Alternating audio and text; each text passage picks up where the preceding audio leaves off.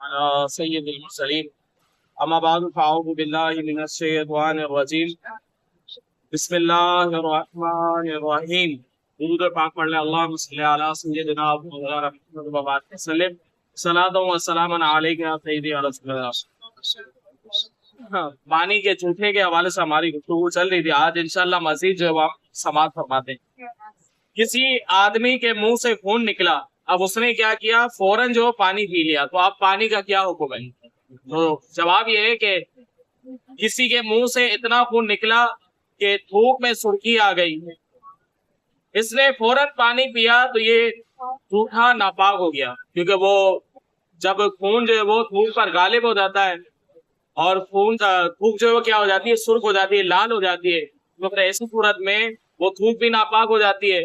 اب وہ تھوک جب ناپاک پانی سے ملے گی, اور وہ پانی جو ہے وہ یقیناً گلاس میں ہوتا ہے تو وہ بہت قلیل مقدار میں ہوتا ہے, درجہ سے تو یقیناً کم ہوتا ہے, تو پھر ایسی صورت میں وہ پانی کیا ہو جائے گا, نجس ہو جائے گا, ناپاک ہو جائے گا.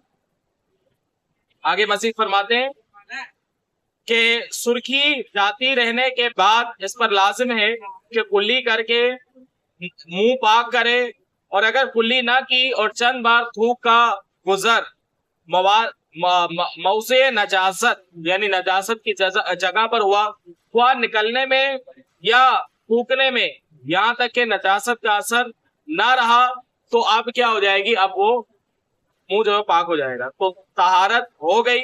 اس کے بعد اگر پانی پیے گا تو پاک رہے گا, اگرچہ ایسی صورت میں تھوک نکلنا سخت ناپاک بات اور گناہ کا کام. آگے مزید سوال یہ ہے کہ شرابی کے تھوکنے کا کیا حکم ہے؟ معاذ اللہ شراب پی کر فوراً پانی پیا, ویسے صورت میں وہ پانی کیا ہو جائے گا, نجس ہو جائے گا, کیونکہ جو شراب ہے یہ کیا ہے, ناپاک ہے, نجس ہے. تو اب اس نے جب پی ہوگی تو اس کے ذرات وغیرہ اس کے منہ میں ہوں گے. اب جیسے ہی وہ برتن وغیرہ منہ کے قریب کرے گا تو برتن لگے گا اس پر, وہ پانی ملے گا, تو پھر اس صورت میں پانی کیا ہو جائے گا, ناپاک ہو جائے گا. ویسے آدمی کا جوتا پاک ہے, لیکن اس نے شراب پی اور شراب کے ذرات وغیرہ ابھی اس کے منہ میں ہی لگے ہوئے, اور جیسے اس نے منہ ڈالا برتن میں تو ایسی صورت میں وہ پانی سارا کیا ہو جائے گا, ناپاک ہو جائے گا.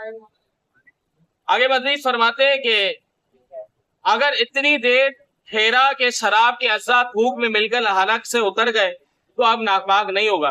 اب منہ جو ہے وہ اس کا صاف ہو چکا ہے, پھر جو اگر اس نے پانی وغیرہ پیا تو پھر ایسی صورت میں اس کا جھوٹا جو ناپاک نہیں. مگر شرابی اور اس کے جھوٹے سے بچنا ہی چاہیے.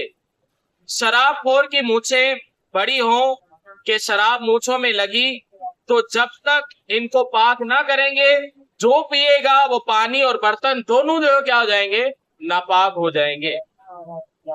اسی طرح سوال یہ, مرد کو غیر عورت اور عورت کو غیر مرد کا جھوٹا پینا کیسا؟ جواب یہ ہے, مرد کو غیر عورت اور عورت کو غیر مرد کا جھوٹا اگر معلوم ہو کہ فلا یا فلا کا جھوٹا ہے, بطور لذت پینا یہ مکروہ ہے, مگر اس کے کھانے اور پانی میں کوئی جو ہے وہ قرات نہیں آئے گی.